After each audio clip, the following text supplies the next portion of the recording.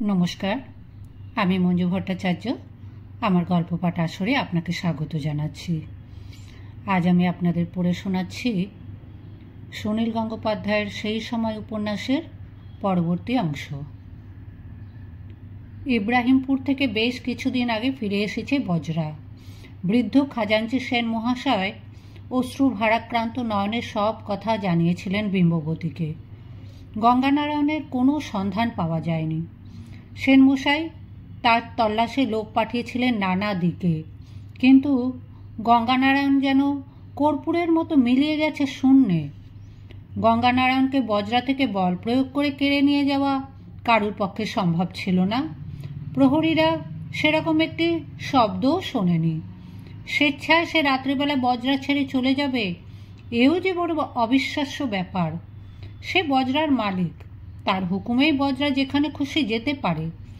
Magistrate সাহেবের সঙ্গে যদি তার সাক্ষাৎ করার ইচ্ছা না থাকতো, তবে সে রাত্রেই তো নোঙর তুলে কলকাতার অভিমুখে রওনা হওয়াও যেত। এমনকি একথা সেনমশাই অনেকবার বলেও ছিলেন গঙ্গানারায়ণকে। গঙ্গানারায়ণ এক বস্ত্রে চলে গেছে, এ বড় বিচিত্র ঘটনা। এমনটি আর কখনো শোনা যায়নি। গঙ্গানারায়ণ নিরুদ্দিষ্ট বা মৃত, মৃত বলেই বেশি সন্দেহ হয়। নবীন কুমারের জন্মের পর থেকে গঙ্গানারায়ণের প্রতি বিম্ববতীর মনোযোগ অনেক কমে গিয়েছিল, কিন্তু এক সময় গঙ্গানারায়ণও তো ছিল তার অতি আদরের। এখন নবীন কুমারও তার কাছ থেকে দূরে সরে যাচ্ছে। গঙ্গানারায়ণের সংবাদ শুনে বিম্ববতীর মস্তকে যেন বজ্রাঘাত হয়েছিল। প্রথম পুত্রের প্রতি তার সমস্ত স্নেহ ভালোবাসা ফিরে এলো শোক ও পরিতাপ হয়ে। গঙ্গানারায়ণ তার আপন গর্ভের সন্তান নয়, তবু তার প্রতি বিম্ববতীর নারীর টান আছে যে, সে কথা বিম্ববতী আবার অনুভব করলেন।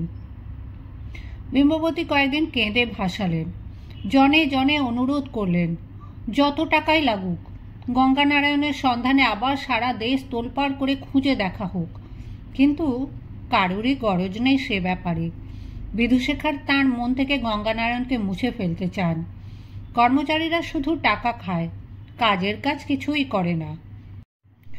অগ্রজের নিরুদ্দেশের সংবাদে নবীন কুমার খানিকটা বিস্মিত হয়েছিল বটে, কিন্তু খুব বেশি তাপ উত্তাপ বোধ করেনি। দাদা বজরা ছেড়ে কোথাও চলে গেছে, আবার নিশ্চয়ই একদিন ফিরে আসবে। গঙ্গানারায়ণের পত্নী লীলাবতী প্রথমে সংবাদ শুনে সংজ্ঞাহীন হয়ে পড়েছিল। তারপর সে আর একদিনও এ বাড়িতে থাকতে চায়নি। তাকে বাপের বাড়িতে পাঠিয়ে দেওয়া হয়েছে। 1 মাসের মধ্যেই যেন গঙ্গানারায়ণকে সবাই বিস্মৃত হয়ে গেল। তার কক্ষটি তালাবন্ধ, সারা বাড়িতে আর কোথাও তার কোনো চিহ্ন নেই।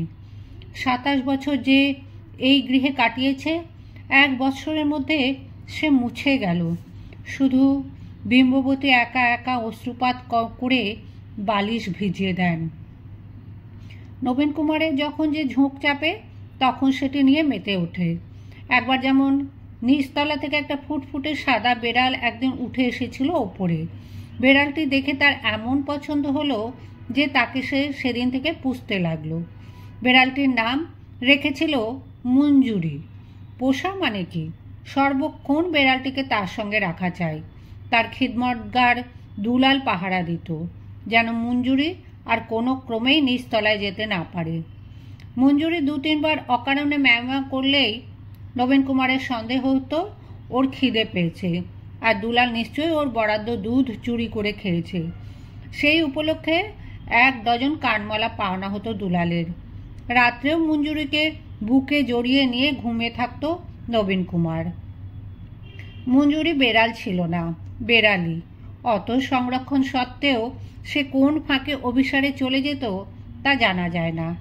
একদিন দেখা গেল সে গর্ভবতী। তখন নবীন কুমার বিম্ববতীর সঙ্গে এক শয্যায় শুতো। বিম্ববতী বেড়াল পছন্দ করে না, কিন্তু পুত্রের আবদারের জন্য তাকে মেনে নিতে হতো সবই। মঞ্জুরির সন্তান সম্ভাবনা দেখে তিনি বলেছিলেন, ওরে, এ সময় বেড়ালকে আঁকড়ে রাখতে নেই, ওরা এ সময়টা একা একা থাকতে চায়, ওকে এখন ছেড়ে দে ছোটকু। নবীন কুমার তা শুনবে না। মঞ্জুরির বাচ্চা হবে শুনে তার মহা আনন্দ। সারা বাড়ি এরপর বেড়ালে ভরে যাবে। একদিন ভোরে জেগে উঠে নবীন কুমার দেখল তার আলিঙ্গনের মধ্যেই মঞ্জুরি মরে কাঠ হয়ে পড়ে আছে। তারপর নবীন কুমারের সে কি কান্না! পরমাত্মীয় বিয়োগেও মানুষ বুঝে এমন মর্মবিদারী কান্না কাঁদতে পারে না। 3 দিন নবীন কুমার মুখে অন্ন তুলতে পারেনি। এরপর থেকে অবশ্য সে আর অন্য কোনো বেড়াল দু চোখে দেখতে পারে না। এ অট্টালিকার দ্বিতলে কোনো বেড়াল দৈবাত এসে পড়লে সে নিজে লাঠি নিয়ে তেড়ে যায়। কৃষ্ণভামিনীর মিতেনির সঙ্গে পুতুল খেলাতেও নবীন কুমারের সেরকম ঝোঁক চাপল। পরদিনই সে জিজ্ঞেস করলো, কই তোমার মিতেনি আর এলো না? তোমার ছেলেকে কতদিন শ্বশুরবাড়ি ফেলে রাখবে? এ বাড়ির পুরুষরা কখনো শ্বশুরবাড়িতে থাকে না। সিংহ কি সিংহীর কাছে যায়, না সিংহী আসে সিংহের গুহায়? 2-3 দিন পর নবীন কুমার অস্থির হয়ে উঠল একেবারে।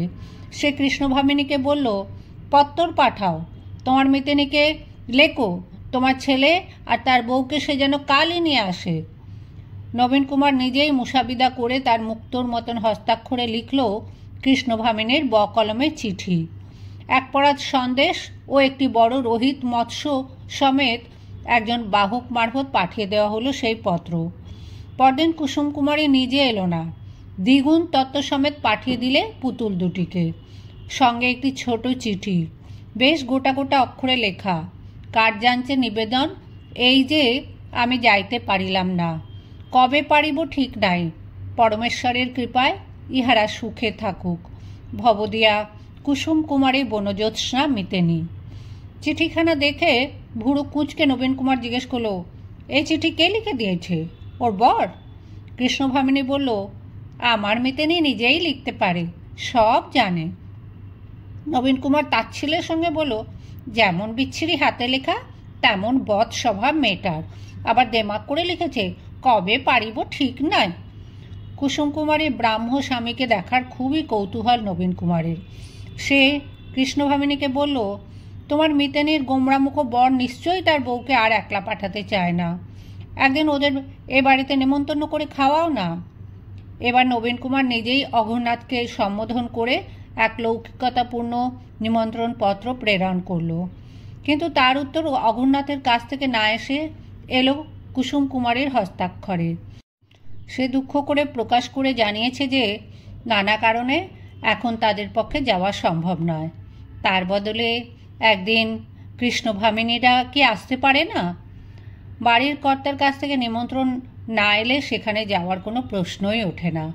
নবীন কুমার একদিন বাড়ির ঘেরাটোপে পালকিতে কৃষ্ণভামিনীকে পাঠিয়ে দিতে পারে বটে, তার নিজের যাওয়া শোভা পায় না, কিন্তু কুসুম কুমারীর সঙ্গে তার পুতুল খেলা অসমাপ্তা রয়ে গেছে বলে সে খুবই অসহিষ্ণু হয়ে পড়েছে। সামাজিক নিয়ম উপেক্ষা করে সে একদিন কৃষ্ণভামিনীকে বলল, চলো আজ হাট খোলায় তোমার মিতেনির বাড়িটা দেখে আসি, পুতুলগুলোর সঙ্গে করে নাও।